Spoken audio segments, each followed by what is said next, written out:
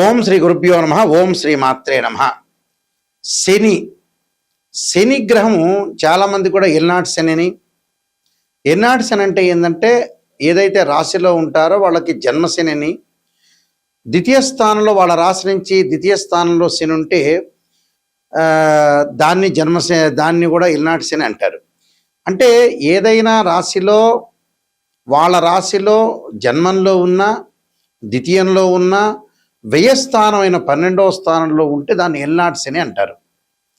వాళ్ళ రాశి దగ్గర నుంచి మనకి 8వ స్థానంలో ఉంటే అష్టమ శని, 4వ స్థానంలో ఉంటే అర్ధాష్టమ శని, అలానే 10వ స్థానంలో ఉంటే కంటక శని, పొంగు శని అంటారు. శని ఏంది? పనులలో కొంత ఆలస్యం జరగటం, ఆయు ప్రమాణం తగ్గటం, ఆరోగ్యపరంగా ఇబ్బందులు, చికాకులు, కోపాలు, ఏ పనులు జరగకుండా ఉండటం, దగ్గరికి వచ్చినట్టు వచ్చి పనులు, అవమానాలు, అనుమానాలు, గొడవలు, తగాదాలు, ధన నష్టము, ఆరోగ్యపరంగా ఇబ్బందులు, అంటే ఇలాంటివన్నీ కూడా చాలా డబ్బు పరంగా మోసపోవటం, ఇలాంటివన్నీ కూడా శని ద్వారా జరుగుతుంటుంది. అంటే శనిగ్రహం అనేది మన జాతకంలో బాగలేకపోయినా, గోచారీత్యా బాగలేకపోయినా ఇలాంటివన్నీ జరుగుతాయి. ఇప్పుడు శనిగ్రహము ప్రత్యేకంగా బుధుడి నక్షత్రంలోకి రాబోతుంది. అంటే శని మీనరాశిలో ఉన్నారు. మీనరాశిలో మే 17వ తారీఖు నుంచి శని రేవతి నక్షత్రమైన బుధుడి యొక్క నక్షత్రంలో ఉంటాడు. ఎప్పటి వరకు ఉంటాడు అంటే జూలై 27 వరకు ఉంటాడు. అంటే మే 15 నుంచి జూలై 27 వరకు శని రేవతి నక్షత్రమైన బుధుడి నక్షత్రంలో ఉండటం వల్ల ద్వాదశ రాశుల వాళ్ళకి ఎలాంటి ఫలితాలు జరగబోతున్నాయి అంటే శని బుధుడు మిత్రులు. అంటే ఒకళ్ళు శని గ్రహానికి బుధుడు మిత్రుడు అయితే బుధుడికి శని సముడు అవుతాడు. అంటే టోటల్గా ఇద్దరు కూడా మిత్రగ్రహాలే అని అర్థం. ఈ మిత్రగ్రహాల్లో శని మీనరాశి అయిన గురువు యొక్క రాశిలో ఉండటం, బుధుడు యొక్క నక్షత్రంలో ఉండటం వల్ల ఎలాంటి ఫలితాలు జరగబోతున్నాయి ఒకసారి తెలుసుకుందాం. ఇవన్నీ కూడా గోచారరీత్యా చెప్పబడే ఫలితాలు. కుంభరాశి వారికి ద్వితీయ స్థానంలో శని యొక్క సంచారం, ఆ శని రేవతి నక్షత్రం బుధుని యొక్క నక్షత్రంలో ఉండటం వల్ల ఏ విధంగా ఉండబోతుంది? వృత్తి ఉద్యోగ వ్యాపార రంగాలు అనుకూలంగా ఉంటుంది. ధనధాన్య వృద్ధి కలిగే అవకాశం ఉంటుంది. అలానే కొద్దిగా ఏదైతే వృత్తి వ్యాపారాలు అనుకూలంగా ఉన్నా ఈ చిన్న చిన్న డిస్ప్యూట్స్ వచ్చే అవకాశం ఉంటుంది. అంటే భాగస్వామ్య వ్యాపారంలో కానీ వృత్తి ఎంప్లాయ్మెంట్ పరంగా పై ఆఫీసర్ల ద్వారా కానీ కొన్ని చిక్కులు వివాదాలు జరిగే అవకాశాలు ఎక్కువ ఉంటాయి. ప్రతి విషయంలో కూడా కొంత కఠోరంగా ఉండటం, ప్రతి పని కూడా ఒకటి కంటే ఎక్కువ సార్లు చేయటం, చేసిన పని మళ్ళీ రిపీట్గా చేయటం, సందిగ్ధ స్థితి, కాలయాపన, టైం వేస్ట్ జరిగే అవకాశాలు ఎక్కువ ఉంటాయి. బంధుమిత్రులతో కలహాలు, మిత్రులతో కొంత ఆవేశము, అలానే అవినీతి, విరోధ భావాలు, మధ్యవర్తిత్వం వల్ల కూడా కొన్ని ప్రాబ్లమ్స్ రావటం, పనులలో కొంత విసిగి చెందే అవకాశాలు, వైరాలు, దూర ప్రాంతాలకు ప్రయాణాలు చేయటం, బంధుమిత్రులతోటి కూడా కొన్ని గొడవలు వచ్చే అవకాశాలు ఎక్కువ ఉంటాయి. అంటే వృధా సంచారం జరిగే అవకాశం ఎక్కువ ఉంటుంది. అంటే వ్యాపార పరంగా కొంత నూతన పెట్టుబడులు పెడితే కూడా వ్యాపార పరంగా కొద్దిగా అనుకూలంగా ఉన్న పార్ట్నర్షిప్ వాళ్ళతో గొడవలు జరిగే అవకాశాలు ఎక్కువ ఉంటాయి. గృహ ఉపకరణ వస్తువులు కొనుగోలు చేయటం, బంగాళ ఆభరణాలు కొనుగోలు చేస్తారు, వాహనాలు కూడా కొనుగోలు చేసే అవకాశాలు ఎక్కువ ఉంటాయి. అంటే అధిక లాభాలు పట్టడమే కాకుండా అనేక విషయాల్లో కొంత ఆరోగ్యపరంగా ఉండే విషయాల్లో కొంత శ్రద్ధ వహించాలి. ఆరోగ్యపరంగా కొన్ని ఇబ్బందులు కలుగుతాయి. అంటే అనవసరమైన ఇబ్బందులు రాకుండా అనవసరమైన ప్రయత్నాల విషయంలో కూడా కొంత జాగ్రత్తగా ఉండి ముందుకు వెళ్ళాలి. అంటే దీర్ఘకాలిక వ్యాధులు రాకూడదు. దీర్ఘకాలిక వ్యాధులు వచ్చిన వాళ్ళు కూడా కొంత జాగ్రత్తగా ఉండాలి. శుభ కార్యక్రమాలు జరుగుతాయి. శుభ కార్యక్రమాల్లో ముందుకెళ్తారు. ఫైనాన్షియల్ పరంగా డెవలప్మెంట్ చెందే అవకాశం, విదేశాలకు వెళ్ళే అవకాశాలు కూడా బాగా ఎక్కువ ఉంటాయి. స్త్రీలకి గతంలో ఏవైతే ఆగిపోయినాయో ఎడ్యుకేషన్ పరంగా కానీ తర్వాత వ్యాపార పరంగా కానీ ఉద్యోగపరంగా అవన్నీ కూడా మళ్ళీ స్టార్ట్ చేసే అవకాశాలు ఎక్కువ ఉంటాయి. విదేశాల్లో కూడా కొన్ని పెట్టుబడులు పెడతారు. ప్రణాళికాబద్ధంగా రూపొందించుకుని ముందుకెళ్తారు. నేను కొన్ని పరిహారాలు చెబుతున్నా, ఆ పరిహారాలు పాటించి ముందుకు వెళ్ళండి. మంచి జరిగే అవకాశాలు ఖచ్చితంగా ఉంటాయి. శని యొక్క దోషం ఉన్న వాళ్ళు ఖచ్చితంగా ఎల్నాటి శని కానీ జన్మ శనిలో ఉంటే ఏం చేయాలి? గోచారరీత్యా ఎవరికైనా సరే ప్రజెంట్ మీనరాశి వాళ్ళకి జన్మంలో శని ఉన్నాడు. ఒకవేళ వారి యొక్క జాతకంలో శని బాగలేకపోయినా, ఆ లగ్నం నుంచి శని మహర్దశ జరుగుతున్నా, శని అంతర్దశలు జరుగుతున్నా, విదిశ జరుగుతున్నా, ప్రాణదశ సూక్ష్మదశ జరుగుతున్నా, శని బాగలేకపోయినా వారి జాతకంలో కేవలం నాట్ ఓన్లీ ట్రాన్సిట్ సిస్టమ్ అంటే బర్త్ చార్ట్లో కూడా బాగలేకపోతే, అంటే బర్త్ చార్ట్లో బాగలేకపోయినా, గోచారరీత్యా బాగలేకపోయినా శని యొక్క దోషానికి పరిహారం చేసుకోవాలి. ఆ పరిహారాలు ఎలాంటి పరిహారాలు అంటే, జన్మశనిలో గోచారీత్యా ఉండి బర్త్ చార్ట్లో బాగాలేకపోతే శని యొక్క స్తోత్ర పారణం చేయాలి.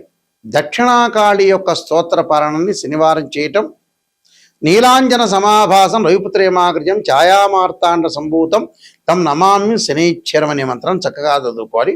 నువ్వుల దానము, నల్లని వస్త్రాన్ని దానం చేయాలి. నల్లని మేకు, నల్లని వస్తువులు ఏదైతే సరే, నల్లని చెప్పులు, గొడుగు దానం చేయటం మంచిది. అలానే ఇక్కడ జాతకపరంగా ఇప్పుడు మేషరాశి వాళ్ళు ఉన్నారు. మేషరాశి వాళ్ళకి ఏ విధంగా ఉండబోతుంది అంటే, మేషరాశిలో జన్మించిన వాళ్ళు కానీ, ద్వాదశ రాశుల్లో జన్మించిన వాళ్ళు కానీ, మేషరాశి వాళ్ళకి ఎలా ఉంటుంది? 12వ స్థానంలో శని ఉన్నాడు ఇప్పుడు ప్రజెంట్. 12వ స్థానంలో శని ఉంటే ఎలాంటి పరిహారం చేసుకోవాలి అంటే, వాళ్ళు తప్పకుండా నల్లని ద్రాక్షారసంతో శనికి అభిషేకం చేయాలి. నీలాంజన సమాభాసం రవిపుత్రేమాగ్రజం ఛాయామార్తాండ సంభూతం తం నమామి శనైశ్చరమని నల్లని ద్రాక్షారసంతో అభిషేకం చేయాలి. చేయటం వల్ల శని యొక్క దోషం పోతుంది. అలానే కుంభరాశి వాళ్ళకి ద్వితీయ స్థానంలో శని ఉన్నాడు. కుంభరాశి వాళ్ళకి ద్వితీయ స్థానంలో శని ఉంటే ఏం చేయాలి అంటే, శని జపం చేయటం, శనీశ్వరుడు యొక్క తిలలతో హోమం చేయాలి. హోమం చేయటం వల్ల కుటుంబ పరంగా ఉండే కలహాలు ఇలాంటివన్నీ తొలగిపోతాయి. ఆరోగ్యపరంగా ఇబ్బందులు తొలగిపోతాయి. అంటే కుంభము, మీనము, మేషరాశి వాళ్ళు ఇలాంటివి చేయాలని అర్థం. అలానే మిగతా రాశుల పరిస్థితి ఏంటి? మిగతా రాశుల వాళ్ళు ఎలాంటి ఫలితాన్ని చేయాలి అని అంటే, ఇక్కడ అష్టమ స్థానాన్ని తీసుకుందాం. సింహరాశి వారికి ఏ విధంగా ఉండబోతుంది? సింహరాశి వాళ్ళకి అష్టమ స్థానం శని. వాళ్ళు తప్పకుండా శని జపం చేయటం, శని హోమం చేయటం, దాంతోపాటు నువ్వులతో చేసిన, నువ్వులు బెల్లం కలిసిన చేసిన ఉండల్ని తయారు చేసుకుని ప్రధాన అర్చకులకు ఇచ్చి అందరికీ కూడా భక్తులకు వితరణ చేయమని చెప్పాలి. దానివల్ల తొలగిపోతుంది. అలానే 4వ స్థానంలో శని ఎవరికి ఉన్నారు? ధనస్సు రాశి వాళ్ళకు ఉన్నారు. ధనస్సు రాశి వాళ్ళకి చతుర్థ స్థానంలో శని ఉండటం వల్ల వాళ్ళు ఖచ్చితంగా చేయాల్సింది ఏమిటి అని అంటే, నువ్వులు దానం చేయటం, నల్లని వస్త్రము, నల్లని మేకు, నల్లని చెప్పులు, నల్లని గొడుగు దానం చేయాలి. శనికి అభిషేకం చేయాలి. ఎలాగా? నువ్వుల నూనెతోటి, తిలలతోటి అభిషేకం చేయాలి వాళ్ళు చేయాల్సింది. అంటే ఈ చతుర్థ స్థానంలో శని ఉన్నారు కాబట్టి ఈ విధంగా రెమెడీ చేయాలి.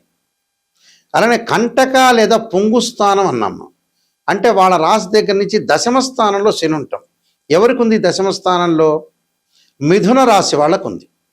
మిథున రాశి వాళ్ళకి దశమ స్థానంలో శని ఉండటం వల్ల వాళ్ళు చేయాల్సింది, శనికి పంచామృతాలతోటి, పండ్ల రసంతో, చెరుకు రసంతో, నువ్వుల నూనెతోటి, తిలలతోటి అభిషేకం చేయాలి. వీలైతే హోమం చేసి నల్ల నువ్వులు, నల్ల వస్త్రాన్ని, నల్లని మేకుని, నల్లని గొడుగుని, నల్లని చెప్పులను దానం చేయాలి. అంటే కుంభరాశి వాళ్ళు, మీనరాశి వాళ్ళు, మేషరాశి వాళ్ళు, మిథున రాశి వాళ్ళు, సింహరాశి వాళ్ళు, ధనుస్సు రాశి వాళ్ళు దానం చేయాలి. మిగతా రాశుల వాళ్ళకి ఒకళ్ళ వ్యక్తిగతంగా వాళ్ళ భర్త చార్ట్లో జాతకపరంగా దోషం ఉందనుకుందాం. అంటే వృషభము, కర్కాటకము, కన్య, తుల, వృశ్చికం తర్వాత వీళ్ళకి మకరము, ఈ రాశుల వాళ్ళు తప్పకుండా శని గోచారరీత్యా కాకపోయినా, వాళ్ళ దోషం లేకపోయినా, భర్త చాట్లో శని మహర్దశ కలిసి రాకపోయినా, శని అంతర్దశలు, విదిశలు, సూక్ష్మదశలు, ప్రాణదశలు ఉన్నా ఈ రాశి వాళ్ళు తప్పకుండా ఆరోగ్యపరంగా ఇబ్బందులు లేకుండా చూసుకోవాలి. శని జపము, శని హోమము, నల్లని ద్రాక్షారసంతో అభిషేకము, నువ్వులతోటి, తిలలతోటి అభిషేకము, అలానే నువ్వులతో చేసిన ఉండలు, బెల్లం కలిపిన ఉండలు తయారు చేసుకుని ప్రధాన అర్చకులకు ఇచ్చి వితరణ చేయమని చెప్పాలి. అలానే ప్రతిరోజు కూడా శనివారం రోజున నీలాంజన సమాభాసం వైపుత్ర్యమాగృజం ఛాయామార్తాండ సంభూతం తమ్ నమామి శనైశ్వర మంత్రంతో పాటు శనికి అధిదేవతలు ప్రత్యదేవత అంతరిక్ష దేవత అంతరిక్ష దేవత దక్షిణకాళి స్తోత్రాన్ని పారాయణం చేయాలి. అంటే ఆ పారాయణం చేయటం వల్ల మనకి మంచి జరిగే అవకాశాలు ఎక్కువ ఉంటాయి. అలానే ఆరోగ్యపరంగా ఇబ్బందులు కలుగుతున్న వాళ్ళు శరీరే జర్జరీభూతే వ్యాధిగ్రస్తే కళేబరి ఔషధం జాహ్నవీతోయం వైద్యో నారాయణ హరి మంత్రాన్ని చక్కగా చదువుకోవాలి. ఈ నియమాలు ఇవి పాటించండి. శనివారం రోజున ఉపవాసం చేయండి. వెంకటేశ్వర స్వామిని ఆరాధన చేయండి. వెంకటేశ్వర స్వామిని బియ్య పిండితో 2 దీపాలు పెట్టి చక్కగా ఆవు నెయ్యి వేయండి. ఆవు నెయ్యి వేసి 2 ఒత్తులు వేసి దీపారాధన చేయండి. దీపారాధన చేయటం వల్ల మనకు మంచి జరిగే అవకాశాలు ఉంటాయి. నేను కాలసర్పయోగము, కాలసర్పయోగ చంద్రిక, రాహుకేతులు, ఛాయాగ్రహాలు, బృహత్ పరిహార సింధు, జాతక చంద్రిక, వివాహ మార్తాండము, స్వప్నశాస్త్ర ఫలదీపిక, పుత్ర గణపతి వ్రతము, సర్వదేవతా గోత్రులు పార్ట్ 1, పార్ట్ 2, అలానే నవగ్రహ దోషాలు పోవటానికి దశమహావిద్యల అమ్మవారి యొక్క పారణము, ప్రొడక్షన్ ఆఫ్ ఆస్ట్రాలజీ, ఇలాంటి నెంబర్ ఆఫ్ ఆస్ట్రాలజీ బుక్స్ రాశాను. ఇవన్నీ కూడా రాజమండ్రి మోహన్ పబ్లికేషన్ దొరుకుతాయి, మా దగ్గర కూడా దొరుకుతాయి. జీవితంలో ఎప్పుడైనా సరే జాతకం తెలుసుకునేటప్పుడు నెగిటివ్ని ఫస్ట్ తెలుసుకోవాలి. నెగిటివ్ని తెలుసుకున్న తర్వాత నెగిటివ్ని మనం పాజిటివ్ చేసుకోవటం ఎలా అనేది ఆలోచన చేసి మనం ముందుకెళ్ళాలి. ఊరికే జాతకం చూపించుకున్నాం, ఏదో మమ్మల్ని పొగిడారా లేదా, మమ్మల్ని బ్రహ్మాండంగా అద్భుతంగా ఈ ఆస్ట్రాలజర్ పొగిడారని ఆలోచన చేయొద్దండి. నెగిటివ్ను తెలుసుకోవాలి. ఫస్ట్ మీలో పొగిడేది అవసరం లేదు. మీరు బాగున్నారంటే బాగున్నారే, కానీ మీ లోపం ఎక్కడుంది, లోపం ఎక్కడ జరుగుతుంది, ఆ లోపాన్ని మనం ఎలా సవరణ చేయాలి, ఏ దశలో బాగుంటుంది, ఏ దశలో అంతర్దశలో బాగుండబోతుందా, అసలు లైఫ్ లాంగ్ బాగుండకపోతుందా అనే దాన్ని బట్టే జాతకం అనేది ఉంటుంది. నెగిటివ్ను మనం తెలుసుకుంటే పాజిటివ్ అవుతుంది. అలానే ఇక్కడ కేవలం రాశిచక్రమే కాదు, సంతానం కలగట్లేదు అంటే ఒక మనిషికి రాశిచక్రాన్ని చూడాలి, భావచక్రాన్ని చూడాలి, సప్తమాంశ చక్రాన్ని చూడాలి. ఒక వృత్తిపరంగా ఇబ్బందులు కలుగుతుంది అని అంటే రాశిచక్రం చూడాలి, దశమాంశ చక్రం చూడాలి, భావచక్రం చూడాలి, దశలు అంతర్దశలు. ఒక అమ్మాయికి కానీ అబ్బాయికి కానీ వివాహం జరగలేదంటే రాశిచక్రము, నవాంశం, భావచక్రం, అలానే మనకి దశలు అంతర్దశలు, ఇవన్నీ కూడా డివిజనబుల్ చార్ట్స్ అంటారు. మ్యాథమెటికల్ క్యాలిక్యులేషన్ వేసి డివిజనబుల్ చార్ట్స్లో మనం చూడాలి. అలానే ద్వాదశ భావాలను అనాలిసిస్ చేయాలి. తనుభావానికి రవేధిపతి, ద్వితీయ భావానికి గురువు, తృతీయ భావానికి కుజుడు, చతుర్థ భావానికి చంద్రుడు, పంచమ భావానికి గురువు, సోదర భావానికి కుజుడు, అలానే ఇక్కడ ఏదైతే సప్తమ భావానికి శుక్రుడు, ఇలాంటి ద్వాదశ భావాలు అంటే ద్వాదశ భావాధిపతులు వేరు, రాస్యాధిపతులు వేరు, ఆ గడిలో ఉన్న గ్రహము వేరు. భావాధిపతి అంటే ఎప్పుడైనా సరే ఓనర్ అని అర్థం. రాస్యాధిపతి అంటే బిల్డరు, బిల్డింగ్ కట్టించినవాడు. అలానే ఆ గ్రహం దానిలో ఉందంటే రెంటుగా ఆ వ్యక్తి ఆ గ్రహం ఉన్నట్టు అర్థం. అంటే రెంట్ అంటే ఆ గ్రహం మారిపోతూ ఉంటుంది గోచారరీత్యా. కాబట్టి ఏదైనా బర్త్ చార్ట్కి ట్రాన్సిట్ సిస్టానికి 2 తేడాలు ఉంటాయి. ట్రాన్సిట్ సిస్టమ్ ఎప్పుడు కూడా 20% జాగ్రత్తలు, సూచనలు, ఈ నెలలో ఎలా జారుతుండాలి, ఎప్పుడు ఎలా జారుతుండాలి, సూచనలు, గోచారం. బర్త్ చార్ట్ అంటే ఏమిటి, జీవితంలో ఒక చెట్టుకు వేళ్ళు ఉంటాయి చూసారా, ఆ వేళ్ళు బర్త్ చార్ట్. ఆ వేళ్ల పైన కాండం ఉంటుంది, కాండానికి కొమ్మలు ఉంటాయి, ఆ కొమ్మల దగ్గర ఆకులు ఉంటాయి, ఆకులు అనేవి గోచారం. ఆకులు అంటే ఏంటి, రైన్ సీజన్లో వస్తాయి, వింటర్ సీజన్లో అలానే ఉంటాయి, సమ్మర్ సీజన్లో కిందకి రాలిపోతుంటాయి. అంటే ఎప్పుడైనా మ్యాథమెటికల్ క్యాలిక్యులేషన్ వేసి డివిజనబుల్ చార్ట్ చూసి శని ఎక్కడున్నాడు, శని నీచ స్థానంలో ఉన్నాడా, ఉచ్చ స్థానంలో ఉన్నాడా, ఏ స్థానంలో ఉండబోతున్నాడు, ఏ స్థానంలో మంచిది అనేది మనం చూసుకొని జాతకరీత్యా క్లారిటీగా మనం ఒక డిక్లరేషన్కి రావాలి. జాతకంలో ఇలా ఉండబోతుంది తెలుసుకొని ముందుకెళ్తేనే మీకు మంచి జరుగుతుంది. అందువల్ల www.nayakanti.com కానీ .in కానీ చూడండి. స్క్రీన్ మీద స్క్రోలింగ్ అవుతున్న నెంబర్ నా దగ్గరికే వస్తుంది, నేనే మాట్లాడతాను, కన్సల్ట్ చేస్తాను. అందువల్ల ప్రతి విషయాన్ని కూడా కూలంకషంగా తెలుసుకోండి. నిజంగా తెలుసుకోవాల్సిన వాళ్ళు నెగిటివ్ తెలుసుకోవాలి, తెలుసుకుంటేనే మీకు మంచి జరిగే అవకాశం ఉంది. ఎవరైనా సరే నాకు ఫోన్ చేసేవాళ్ళు డాక్టర్ నాయకంటి మల్లికార్జున శర్మ ద్వారా బాగుపడాలి, నెగిటివ్ కూడా నేను తెలుసుకోవాలి, నిజాన్ని తెలుసుకోవాలి, సత్యాన్ని తెలుసుకోవాల్సిన వ్యక్తులు మాత్రమే నాకు ఫోన్ చేయండి. నా ద్వారా బాగుపడే వ్యక్తులు మాత్రమే నాకు ఫోన్ చేయండి దయచేసి. బాగుపడద్దు పొగడండి అంటే వేరే జ్యోతిష్యుని సంప్రదించుకోండి. అదే క్లారిటీ నేను చెప్పేది మీకు.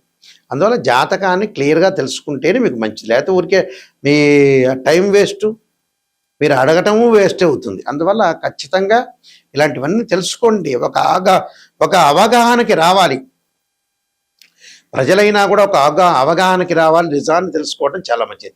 నిజం అనేది నిప్పు లాంటిది. మీ అందరికీ కూడా పరమేశ్వరుడి యొక్క కరుణా కటాక్షం ఉండాలని ఆశిస్తూ సర్వే జనా సుఖినో భవంతు.